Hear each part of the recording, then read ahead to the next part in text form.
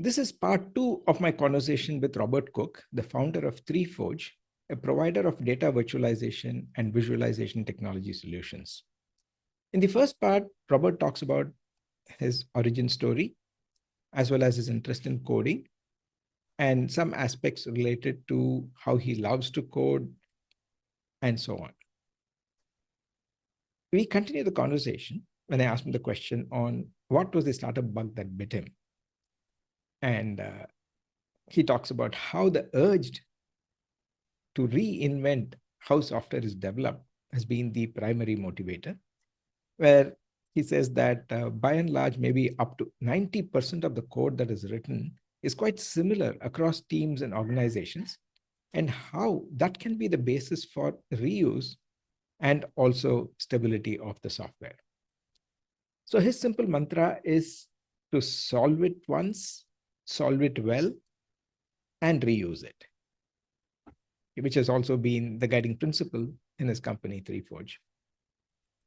He also shares a lot of other tips and the principles that he follows in his company, which is about abstracting many of the operations needed, for example, the user interface widgets and the experience, to reduce the work needed to create and deploy solutions quickly.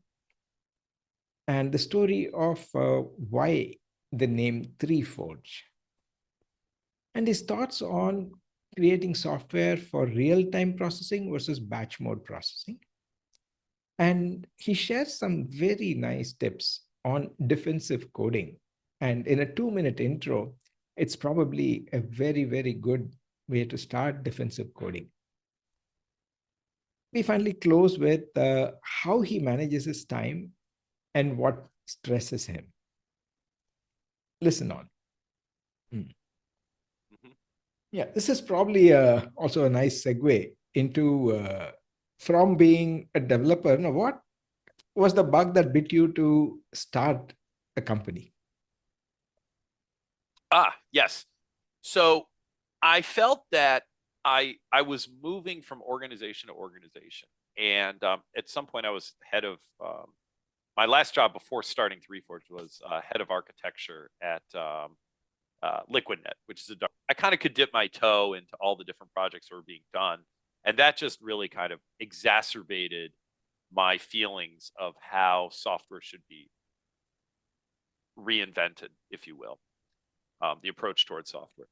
So stepping back, my whole life I've been writing software, and I realized that the problems were 90% the same. Or let's put it this way, from my employer's perspective, 90% of the money they were spending for me and my team to get the job was duplicative for the team next door to us solving a different problem. Mm-hmm. And I felt that if I could just identify that 90% reuse or that 90% duplication and build a platform to allow people to just take that out of the box, cut away that 90%, it lowers the delivery time by leaps and bounds, right? Because that 90% is usually what you have to focus on at the beginning. So if I can get rid of that, people can start delivering right away. There's way less code for teams to have to maintain. And it's a much more reliable solution because you're only writing 10% of the code. I mean, the less code you write, the less likely there is to have bugs, kind of almost provably. And so I felt that, just finding that and identifying and building this platform would get me there. And like I said, as I went on and I got more and more use cases and I saw the same things over and over again, and each time, frankly, I'd get paid a little more, but I'm solving the same problem over and over again. Mm-hmm. And it's like, man, there's got to be a generic way to do this. It's extremely tough. I'm not going to lie. It's very tough. It took a long time and thinking about this a lot and distilling things down, I think, to their kind of, again, core philosophies. But at the end of the day, if you're willing to kind of to break these things down, you can find a lot of repeatable things that you can just solve once, mm-hmm. solve it the best, and then it gets reused. And to me, the other thing is I'm kind of a performance junkie. I didn't actually answer before when I said there's the different things you can focus on, which is, mm-hmm. Maintainability, performance, and this and that. For me, Number one is performance. Mm. Performance every time. Number two, maintainability. And three, the amount of time it takes to write a piece of code, I do not care. In fact, if it takes me longer, I'm almost happy because that gives me something to do. Gives my team something to do. I'm not gonna go that far. But it is having performance is critical. And the thing is, when you're writing code, let's step back and say you've got 10 teams and they're each building the solution, their own solution, and they're doing that 90% over and over again. It doesn't make sense for them to really focus on performance unless their use case happens to be like high frequency trading or something that was really performance focused. And so they're not actually building the highest performance software, nor should they be. But for us, because I'm saying, look, we're going to build this, and this is going to be used in all of these use cases, and it's going to be executed trillions of times, we want to make everything as fast as we possibly can. And so we end up actually building solutions that perform way, way better than people who go write it from scratch too. And so it's like a win, win, win, win, really. So it's logical. And I'll even go as far as to say that, we're getting very good traction. I mean, we have hundreds. I mean, right now we have thousands of people using our dashboard and hundreds of use cases. And I think that I'll go as far as to say that I think in a decade, the idea of not using a platform like 3Forge, I think eventually we'll have some good competitors out there. There's got to be at some point. We can't continue to be the only one. It will not make sense to go and build things from scratch. I think it's proving itself to be so much faster to build solutions, and the likeliness of an outage goes down dramatically. All of these savings, it just makes sense. And I'm going to go. I know I'm talking a lot here, but there's one more thing I want to say, which is I loved studying the history of computers.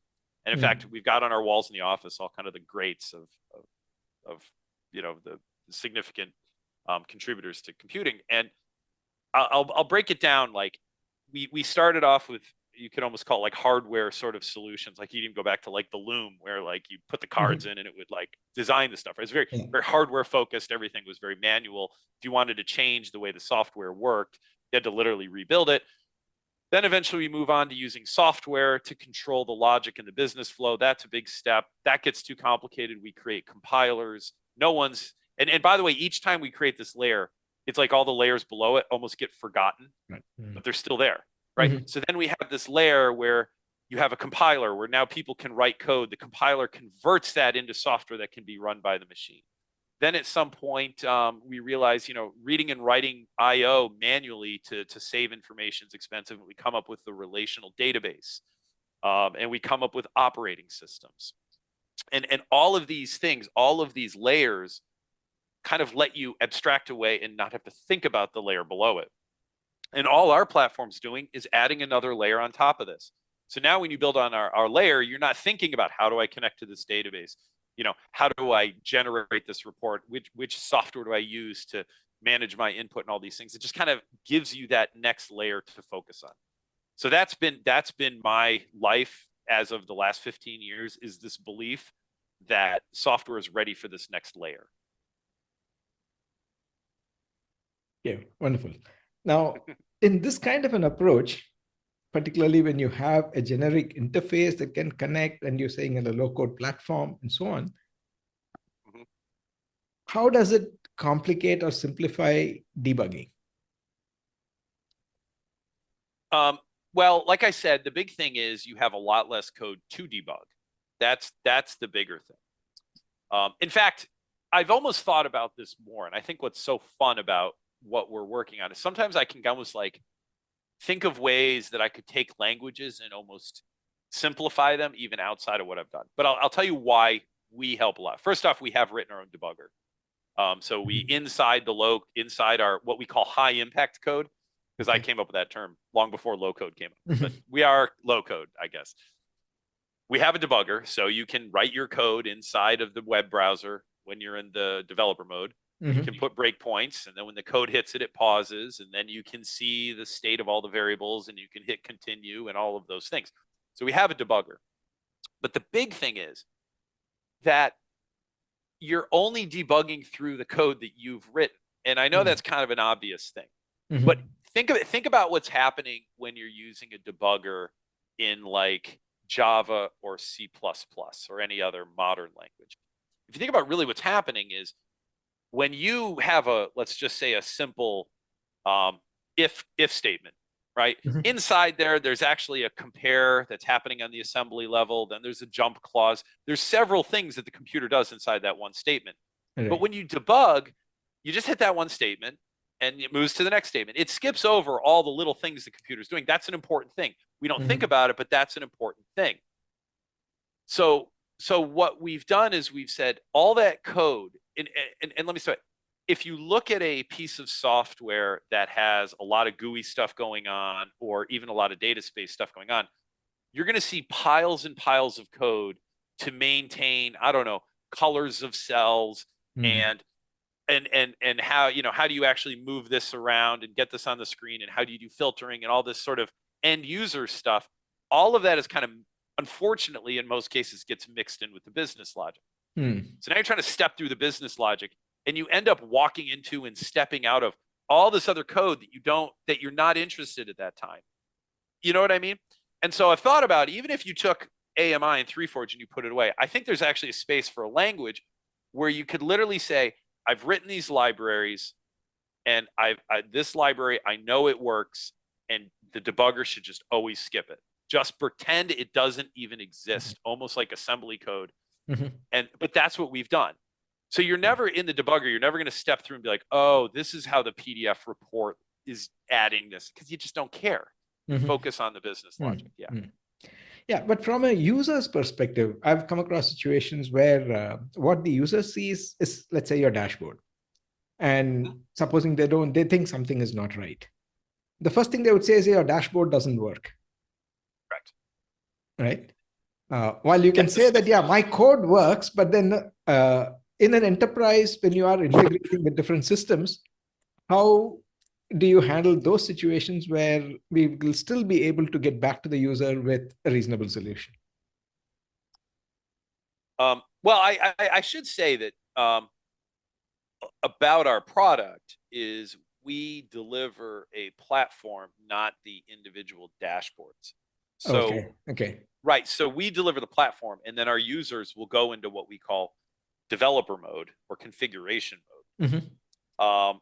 And it's a what you see, what you get sort of thing. But you go into that mode, and now you can drag and drop. Like I'll put a table here, and I'll put a chart here, and I'll create a Mhm. divider, and I'll have this window pop out if they do this, and all these workflow things, and I can go into all the features, which gets pretty exhaustive. But ultimately, they build this out, and then they say publish, and when they publish that, now it becomes available for other people to use. Okay. So when people see issues in the dashboard, they should go back to the person that built the dashboard. Mm. Um, Now, I will admit, a lot of times they see 3Forge in the corner, and they're like, it's a 3Forge issue. But that's, Yeah. just, I mean, whatever. Then they come to us, and we say, okay, you got to talk to the dashboard builder. They can help you work through it, or we work through it with them. But yeah. Okay, it's interesting. Mhm. Since you work a lot with data, before I get to that, I have to ask you this question as to why 3Forge? Is there a story behind the name? There is. So originally the name of the company was Forge Financial Framework. Oh, okay. And there were a few problems with that. First, typing forgefinancialframework.com into a browser is pretty lengthy. Second, after I started working on this, within a year, I realized this isn't really a financial framework. This is data agnostic. It can be used in any industry. Mhm. So I really kind of wanted to move away from that. And then around that time, they actually started allowing domain names that started with a number. So Okay. you couldn't actually have a domain name starting with a 3. So it made it very easy for me to get it because no one had it. So I got 3forge.com. We renamed, we did a doing business as 3forge.com. And that name is it's a lot easier, a lot catchier. Yeah. Yeah, and definitely is a conversation starter. Great. Yeah. Yeah. Now, coming back to data, you talked about the volume, velocity, variability, and the validity. Good. Yeah. There's probably a W that is being attached to data nowadays, particularly with AI, saying that weaponization of data. Mhm. Do you have any thoughts on how we could be defensive? We talk about defensive programming, but then when it comes to handling data in real time, what are you have any thoughts on how that can be handled? Because increasingly, they say that the whole systems could be poisoned with bad data. Right. Well, this is, yeah, no, you've hit a topic very close to my heart here, which is the real-time aspect of data. And by the way, you also mentioned defensive coding, and I could talk about that for a little bit too, and my beliefs on that. But I think so. So if you go way back and you talk about software or building systems, they actually kind of don't even talk about it too much online. You can't even find it. But if you go back to the textbooks, there's really kind of two ways you can do software. It's either called offline or online. Offline means that you're kind of doing things in a batch mode. Like you want to add up a bunch of numbers, you write a for loop, and you go through the numbers and you add it up. That means you have all the numbers ahead of time. Mhm. Online means that you're reacting as data comes in. That's actually a much more difficult way to write software, but it's also critical if you want to do things real time. This is how our systems are built. Almost everything is done in an online approach, which says that our software reacts to data as it's coming in. Our customers, one of the biggest value adds they see is the real-time capabilities of our dashboard. So as data streams in, you can see it on the front end. We monitor a healthy percent of all equities options globally because the tier one banks use us so they can take our software, they connect it into their real-time high frequency trading systems. They take that, they put it on the screen, they set up different alerts, different thresholds, custom views per trader, and then they sit there and watch that. And when things happen, they can react very quickly. And we've literally gotten support tickets where people complain that, why did it take 1.3 seconds for me to see this? You know what I mean? Like that's the sort of speed we talk about here. It has to be very quick. We shoot for a 30th of a second from the time data enters to see it on the screen. I think our software is extremely well positioned to do the sort of real-time needs that are necessary to protect critical infrastructure. And so we are talking to a few government agencies about, how can we help them? That is a very long and difficult sell. I will concede, but I think our software is very well suited for that. And it's amazing, by the way, how often when we go in to help customers, that as soon as you get this stuff hooked up, and you immediately start to realize all the issues and holes and gaps within your infrastructure once you start to hook this up. I've realized something over time that is quite obvious, but maybe it's worth stating anyways, because maybe not. After the fact, I'm like, well, this is obvious.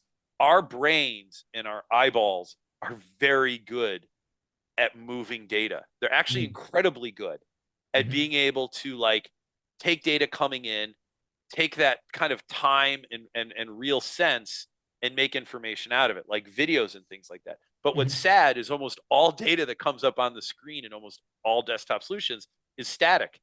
You just bring it up and it's there. So it's missing a huge component of what our brains want. And so I guess what I'm saying is being able to have real-time displays where you can look at information, filter, find, sort on information as it's changing is really important. But it's also very difficult to write that software. It's much more difficult to write real-time software than it is batch software. Yeah. So, yeah. Yeah. Okay. The other probably topic that I was curious about was when you have a piece of software that integrates with other existing software as well as data feeds and so on, we talk about these supply chain attacks. So what are your thoughts on securing the supply chain when your platform is used by some other developers? They probably integrate other pieces as well, right? Yes. So I'll answer that question up to the limit of my ability to be candid. And the reason I say that is a lot of our users will take our software and use it in ways that I can't foresee or even necessarily know. But from the platform's perspective, what I do know is that once people start hooking up many different systems, and especially real-time systems, the likeliness, the number of possible scenarios for issues compounds exponentially. Yeah. Like, and you can draw a very simple graph. It's like you have two systems, well, you have one connection point. You have three systems, well, you probably have two connection points, one there, whatever, or three. And then you have 10 systems, and now you have 9 plus 8 plus 7 plus 6 plus 5 plus 4 connection points. So it literally is growing very, very fast as you add more systems. And so our software has to be very, very defensive, to go back to what you're saying before. And by the way, I love talking about defensive versus offensive programming. I think it's a very interesting topic. That's we have a few minutes. I think that is a topic that not too many people talk about. So if you want to share something, I'd love to great. talk about that. Yeah. But so the idea is we have to have very defensive software. We almost call it an immunity system, which says we're connecting to this real-time system. If that real-time system stops responding, we need to be able to let the users know that there's been an interruption, a connection in the I'll call it our supply chain, which is how's the information getting into our system. Another thing that can happen is if something goes wildly wrong, that system could suddenly burst 1 million messages in 1 second. We don't want to be a slow consumer, because a slow consumer for us would slow down the downstream system. So we have to have this immunity in place to never be a slow consumer. No matter what data arrives, it can never bring us down. You know what I mean? If there's delays or things like that, we have to be able to alert. So that's the sort of things we focus on. And to go back to the supply chain risk, how our customers use that, I actually don't. It's a little different for each use case. But I think ultimately it comes down to, I think visibility is a big part of it. And that's what we try to provide. Yeah. Okay. Yep. Yeah, I think we've covered a lot of topics. And one thing that I'm amazed even through the conversation is, and of course curious about, is how do you manage your time?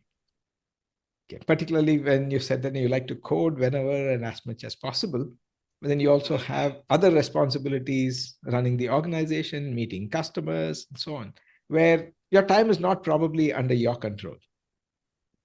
Well, it is largely under my control. I think the biggest thing I've focused on is hiring people that I can trust to do, frankly, all the things that I feel bad to say, but the things I don't want to do. And I don't want to do just about anything. I love coding and I love architecting systems. And my favorite thing is when a customer comes to us with a problem that can't be solved in our platform. Because that gives me an opportunity to find a way to add more widgets and functionality to our platform.